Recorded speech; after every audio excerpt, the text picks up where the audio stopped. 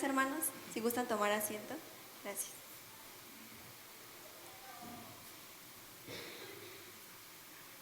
¿Cuántos se recuerdan de la prédica del domingo pasado? Estuvo fuerte, ¿no? Hablaba sobre el chisme. Yo el día de hoy les vengo a hablar de la unidad en la iglesia. El chisme es uno de los puntos, aspectos que no deja que exista esa unidad en la iglesia. Así que si por favor nos vamos a Efesios 4:3, por favor. Cuando lo tengan dicen amén, por favor. Efesios 4:3.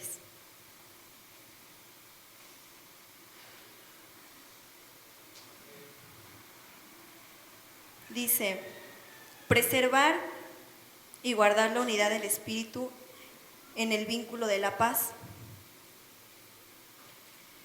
La unidad es esa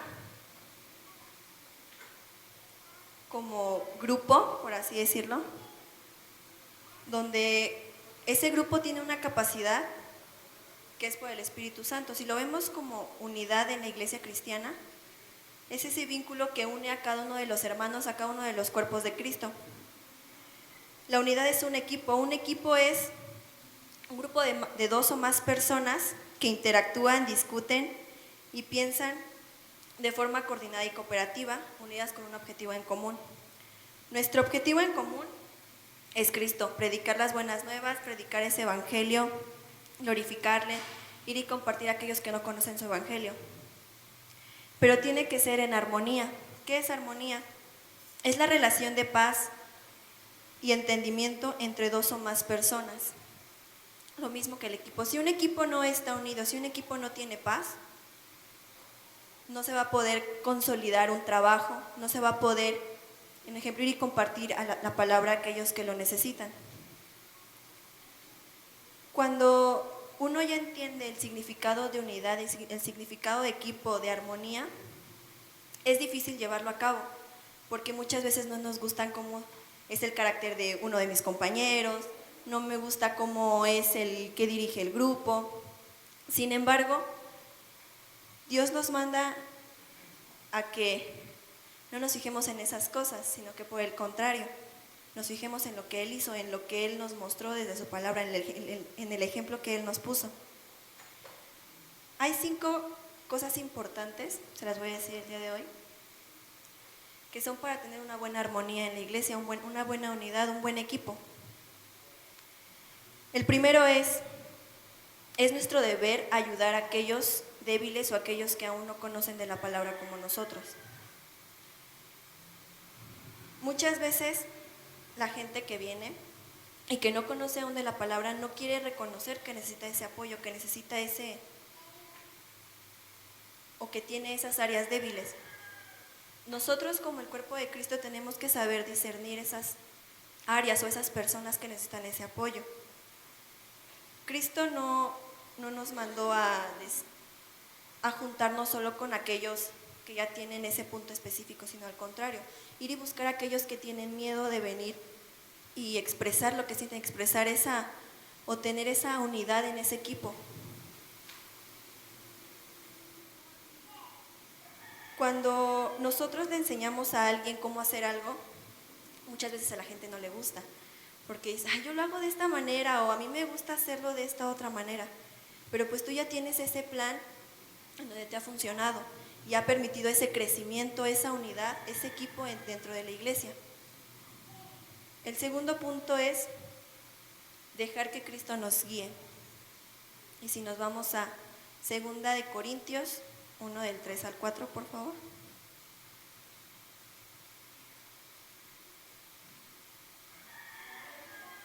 Segunda de Corintios 1 del 3 al 4. Dice, bendito sea el Dios y Padre de nuestro Señor Jesucristo, Padre de misericordias y Dios de toda consolación. Él nos consuela en todas nuestras tribulaciones, para que podamos también nosotros consolar a los que están en cualquier tribulación, por medio de la consolación con que nosotros somos consolados por Dios. Dejar que Dios nos guíe duele y es difícil, pero dice aquí que Él nos consuela en todas nuestras tribulaciones. Él es aquel medio por el cual nosotros tendremos esa paz. Cuando nosotros nos dejamos guiar por Él, podemos transmitir hacia los demás esa seguridad, esa paz, esa consolación, ese amor. Si nosotros queremos tener un buen equipo, una buena armonía entre nosotros como hermanos, porque somos una familia, tenemos que dejar que Dios nos guíe. No podemos dejarnos llevar por nuestros propios pensamientos, sino por el contrario, dejar que Él sea ese medio por el cual nosotros podemos recibir su palabra. Si nosotros, o más bien, nosotros a veces hemos tratado a un hermano de una mala manera, o viceversa, ¿no? Lo hemos tratado de una buena manera. Si nos pusiéramos a pensar que Cristo nos trate como nosotros tratamos a los demás, ¿cómo nos trataría Cristo? ¿Nos trataría bien? ¿Nos trataría mal? ¿Nos apoyaría? ¿Nos consolaría? Eso ya depende de cada uno de nosotros, cómo hemos tratado a nuestros hermanos, cómo hemos tratado a nuestro prójimo, cómo lo hemos ayudado. Si nosotros ya sabemos cómo tratamos a ese hermano, si lo hemos tratado bien ya depende de nosotros, si lo hemos tratado mal también. Si nos vamos a Filipenses 2:5, por favor.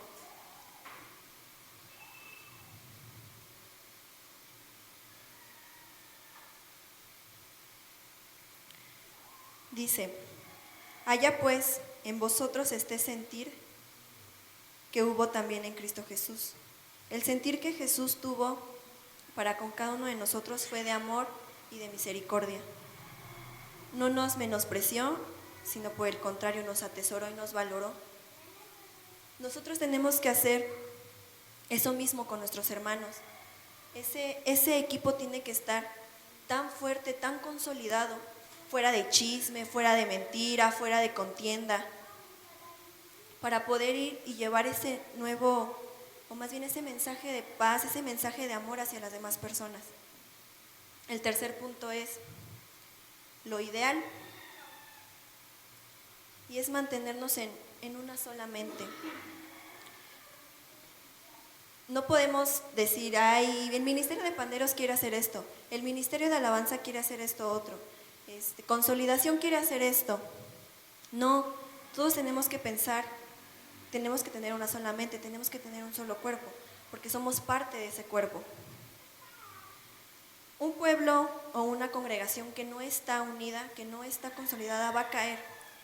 Una iglesia que está en chisme, que está en mentira, va a caer, porque no está esa unidad, no está ese equipo bien formado, bien armonizado.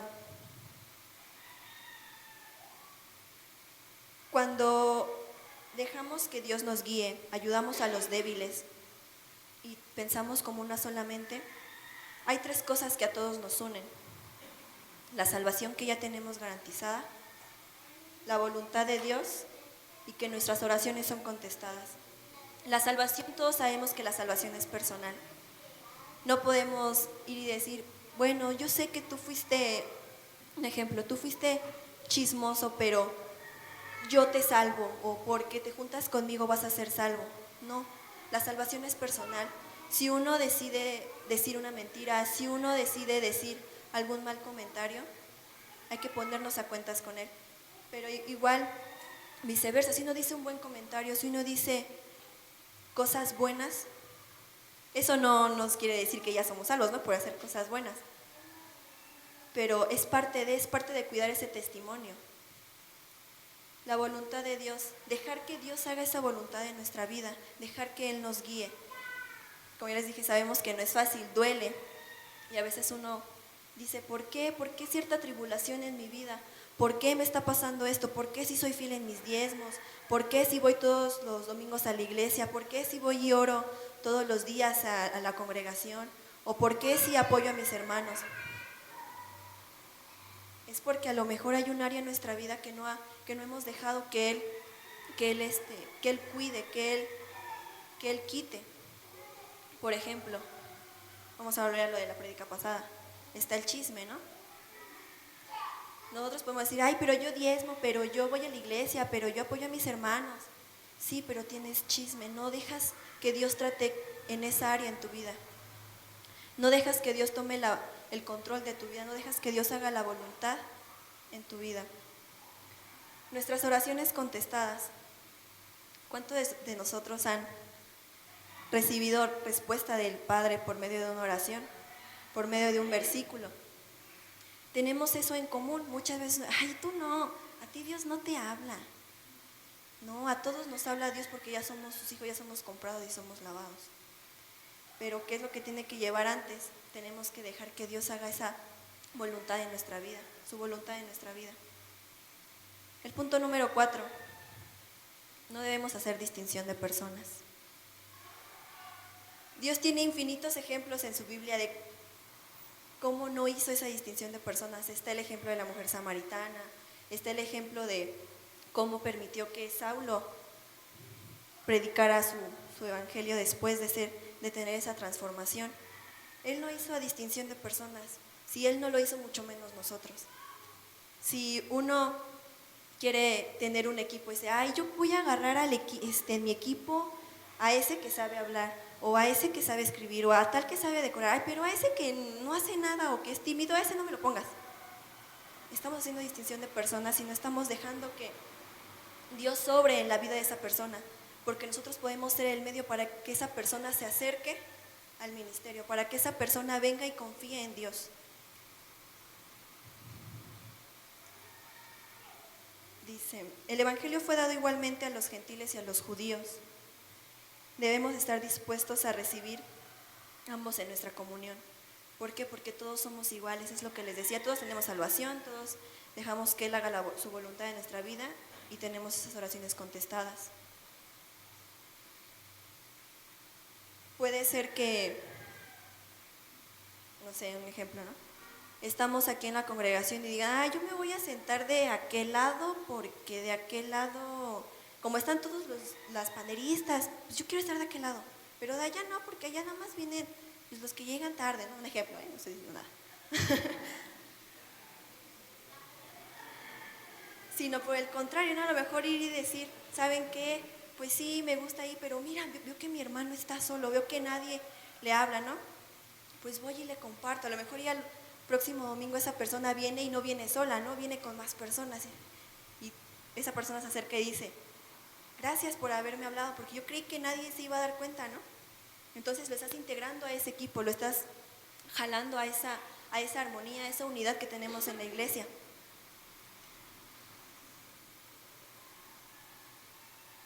Hay muchos que son de doble ánimo, ¿no? Ay, ahora sí te hablo, pero después no te hablo, y si vengo, mañana no vengo. Y aún a esos, el Señor no nos dice que hagamos distinción. Ok, no viniste, te cuesta trabajo, porque cuesta trabajo, algunos más que otros. Sin embargo, tenemos que amarlos tal y como Dios los hizo, como Dios los mandó, que han agarrado malas actitudes, malas cosas, pero no importa, porque ni siquiera Dios ha hecho eso con nosotros. Es como la pregunta que les hacía hace rato. Si Dios nos tratara como nosotros tratamos a las personas, ¿nos gustaría o no nos gustaría?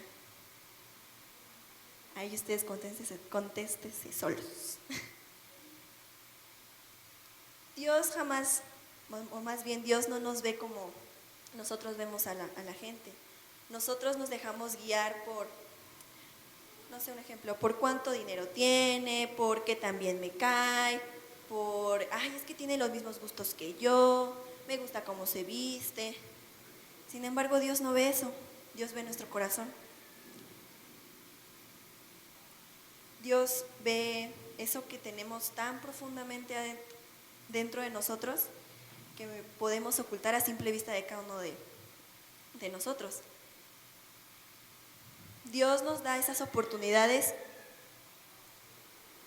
cuando Él ya conoce lo que hay en nuestro corazón, cuando Él es esa persona que ocupa ese trono dentro de nuestro corazón.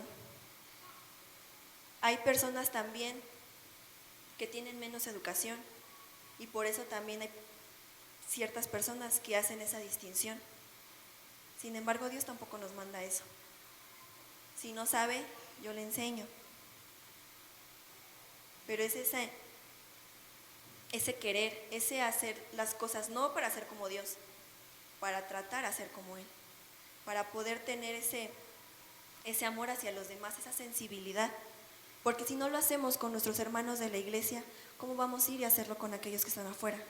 Vamos a hacer, ay, no, es que está sucio, o es que no sabe hablar, o mira que tiene esto, o mira que tiene aquello. No vamos a poder porque seguimos viendo exteriormente. No podemos ver tampoco como Cristo ve, como Dios ve. Pero tenemos que intentar, tenemos que mostrar ese amor que Él nos ha mostrado a nosotros. El quinto punto es, tenemos que enfrentarnos con lo que perjudica la unidad en la iglesia. Nos vamos a Romanos 16, del 17 al 18, por favor.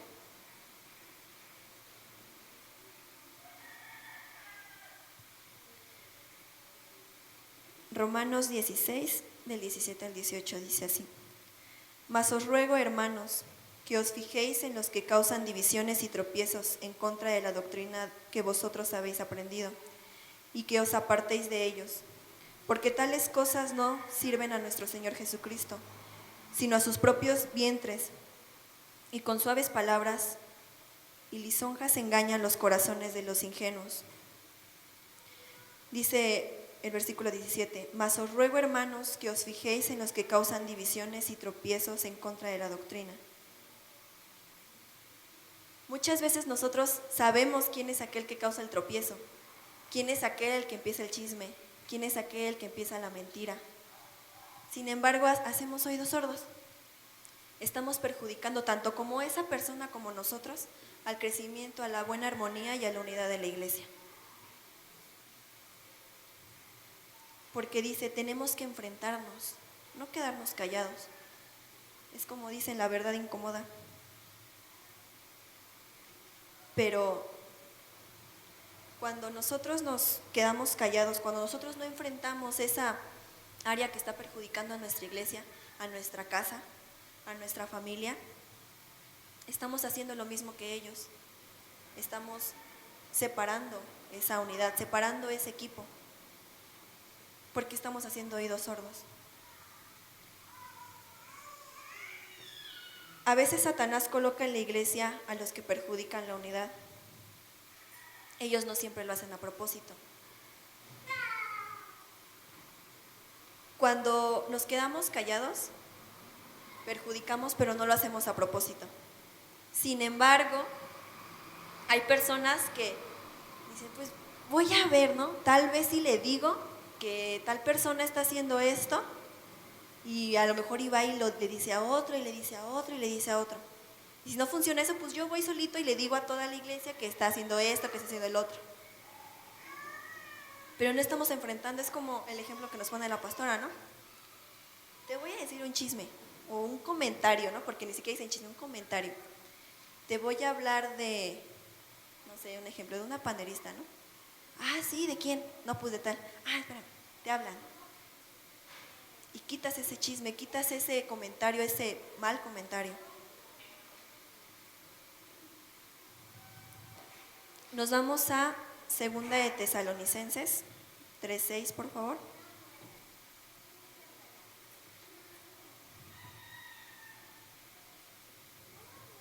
Segunda de Tesalonicenses 3:6. Dice, pero os ordenamos, hermanos, en el nombre de nuestro Señor Jesucristo, que os apartéis de todo hermano que ande desordenadamente, y no según la enseñanza que recibisteis de nosotros. Aquí dice que nos apartemos de aquella persona que no está haciendo lo que dice la palabra. ¿Esto en qué entraría? En alguien que está predicando un mal mensaje. Nosotros no queremos ser parte de eso, porque dice que cuidado de aquel que cambie una palabra o una coma de la Biblia, ¿no? Hay que tener mucho cuidado con esas personas que quieren dar un mensaje a su conveniencia, un mensaje para no incomodar a la iglesia, un mensaje para que la iglesia se sienta cómoda, pero no es el mensaje que Dios nos mandó a decir. Dice, pero os ordenamos, hermanos, en el nombre de nuestro Señor Jesucristo, que os apartéis de todo hermano que ande desordenadamente y no según la enseñanza que recibisteis de nosotros. Cuando un líder de ese equipo nos llegue a pedir algo que no va de acuerdo a la enseñanza, ¿qué nos toca a nosotros? Nos toca enfrentar a esa persona no de una manera altanera, sino conforme a lo que dice la palabra. Ir y enfrentar a esa persona y decirle, ¿sabes qué? En la Biblia dice esto, esto, esto, y tú no estás haciendo lo que dice la palabra. Yo no voy a hacer esa tarea o esa acción que tú me estás encomendando porque no va de acuerdo. Dice, la unidad de la iglesia es tan importante que debemos estar dispuestos a hacer sacrificios por el bien de ella. Muchas veces dicen, ay, pero es que, ¿cómo voy a estar ahí todo el día, no? O ¿por qué tengo que decirle a mi amiga de años o a mi amigo de años, estás mal en esto? O ¿cómo voy a ir y decirle, ¿sabes qué? Te estás equivocando, o ¿en qué te ayudo? Debemos estar dispuestos a hacer sacrificios. Muchas veces, por no querer perder una amistad, por no querer hacer sentir mal a un hermano, por no querer que la iglesia se desuna, no hacemos esa parte que nos toca de ir y decirle a nuestro hermano, ¿sabes qué? Te estás equivocando, porque no queremos tener problemas. Pero ¿qué dice el punto número 5? Tenemos que enfrentar esos problemas. Tal vez sí te deje de hablar un tiempo, pero después Dios va a tocar su corazón y te va a decir, ¿sabes qué? Yo lo mandé a que te dijera eso. ¿Por qué? Porque estabas mal. Y entonces viene el perdón hacia esa persona, viene esa unidad. Pero si nosotros hacemos oídos sordos o decimos, ay, ¿sabes qué? Sí lo vi, pero pues allá él, ¿no? Allá él que se arregle solito. O sí lo vi que estaba haciendo esto, o sí la vi que estaba haciendo esto, pero pues allá él que se arregle solito. Yo no me quiero meter en problemas. No estamos ayudando a ese cuerpo, no estamos ayudando a ese equipo. Estamos quitando esa unidad. Sin embargo, cuando nosotros vamos y, aunque nos duela, decimos, ¿sabes qué? Yo te vi haciendo esto y esto. Estamos ayudando a que esa persona salga adelante. A lo mejor esa persona no quería decir nada porque no podía, porque le daba pena, porque era débil y no quería decir nada. Y cuando nos acercamos, siente ese apoyo de parte de su familia, de parte de su equipo. Siente esa unidad. En Efesios 4:2, si nos vamos a Efesios 4:2, dice, con toda humildad y mansedumbre, soportándoos con paciencia los unos a los otros en amor. Una iglesia unificada, una iglesia bien consolidada, una iglesia que confía en Dios, una iglesia que no se deja llevar por lo que digan los demás, es una iglesia que está unida, es una iglesia que así venga una persona a hacer un chisme, a decir alguna mentira, esa iglesia va a decir, ¿sabes qué? Si dijiste tal cosa, lo voy a orar. Voy a ir y a preguntarle a mi hermano cómo está. No hacernos ideas erróneas, porque muchas veces por esas ideas erróneas, por esos malos comentarios,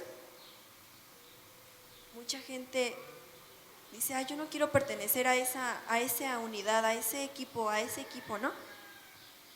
Pero sin embargo, no debemos de ser egoístas, debemos de tener ese espíritu correcto para con lo que Dios nos ha dado a nosotros y compartirlo. Que decía, tenemos que ser armoniosos, tenemos que ser pacientes, tenemos que tener esa voluntad, esa confianza en que Dios nos va a ayudar a nosotros también como a los demás. Cuando Dios no hizo distinción de personas, es porque Él tenía amor, es porque Él era humilde. Si nosotros no tenemos esas características que Jesús tenía, no vamos a poder tener esa unidad. A lo mejor y no somos el líder, no somos esa mano derecha, pero somos parte del cuerpo, todos somos parte de ese cuerpo, todos somos parte de esa unidad de la iglesia. Debemos de tener esa visión con la iglesia. No podemos decir, ay, sabes que sí quiero pertenecer a tu grupo, pero solamente quiero venir y vengo a las clases y pues nada más hago medio comentarios, pero pues hasta ahí. No, también el estar en esa unidad es ponernos en acción, es ir y compartir, es ir y decirle a los demás, es ir y evangelizar, es ir y ponernos en acción dentro de la iglesia, no solamente venir, pues a ver qué Dios me da. Cuando somos verdaderos creyentes, buscamos esa unidad. Ya no dejamos, o más bien queremos pertenecer a esa unidad. Queremos pertenecer a ese equipo, queremos pertenecer a ese espacio de armonía que hay dentro de la casa de Dios. ¿Por qué? Porque tenemos ese deseo, tenemos ese anhelo, nuestro corazón tiene ese deseo. Pero ¿qué hay que hacer? Hay que hacer las cosas correctamente, no simplemente decir, ay, sí, yo quiero pertenecer y pues me salto toda la escuela y no me importa y yo llego y quiero hacer esto y esto y esto. No, tiene que llevar todo un proceso. Ese proceso va a doler, pero ¿qué dice? Que Él va a hacer que nuestras tribulaciones sean más delgadas, por así decirlo. Él va a hacer que nuestras tribulaciones no las sintamos tanto. Pero hay que tener esa buena actitud para ir y predicar, para ir y aprender, para ir y ayudar. Porque no solamente es aprendo, sino es, ok, aprendí que tengo que amar a mis hermanos, así como Dios, como sean, ¿no? Sean enojones, sean groseros, así los tengo que amar, ¿no? Entonces, ¿qué hace uno? Voy a poner en práctica eso que me enseñaron este domingo en la iglesia. Voy a amar a mis hermanos, yo sé que pueden ser esto, que pueden ser otro, pero voy y lo voy a poner en acción. Me va a costar, claro, porque también uno tiene sus luchas, tiene su carácter. Pero ¿qué es lo importante? Que estamos llevando a cabo esa parte que Dios nos dijo. Estamos llevando a cabo esa área que Dios nos pidió. Amar a nuestros hermanos, uno puede, ay, sí lo amo, pero de lejitos, ¿no? Porque es, no sé, de lejitos, ¿no? No, Dios nos dice, ve y abraza a ese puercoespín que tienes al lado, ¿no? Ya sea cualquiera que tengas, ¿no? Cada uno sabe quién es su puercoespín. Dice Efesios 4:2, con toda humildad y mansedumbre, soportándoos con paciencia los unos a los otros en amor.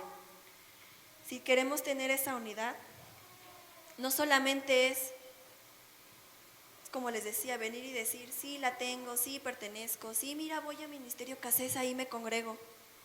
Ah, ¿y qué haces? Ah, pues nada más voy los domingos. No, hay que involucrarnos, hay que dejar esas malas actitudes que hemos acarreado del mundo.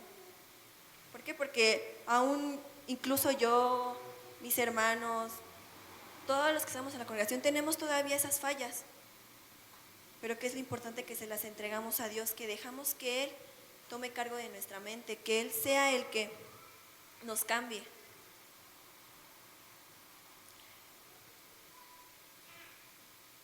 Nosotros somos siervos. ¿Qué es un siervo? Un sirviente, ¿no?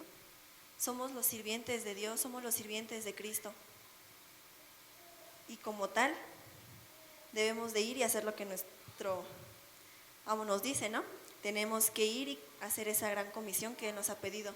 Tenemos que ir y estar unidos, tenemos que estar con amor en nuestros corazones. Tenemos que hacer lo que Él nos dice. Él no nos ha dicho, ve y di un chisme sobre aquel, o ve y di una mentira sobre aquello, o ve y di que tu hermano está haciendo tal cosa, o ve y avergüénzalo enfrente de todos.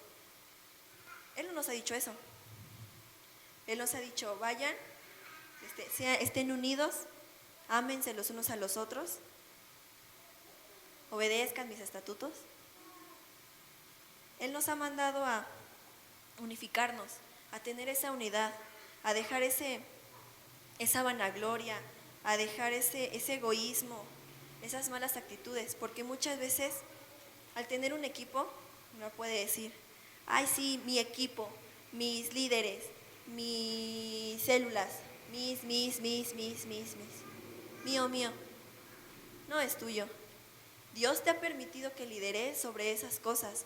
Dios nos ha permitido que seamos líder de esas células, líder de esas personas. Hay que tener esa humildad y vivir en santidad. No, vivir en santidad no es por encimita.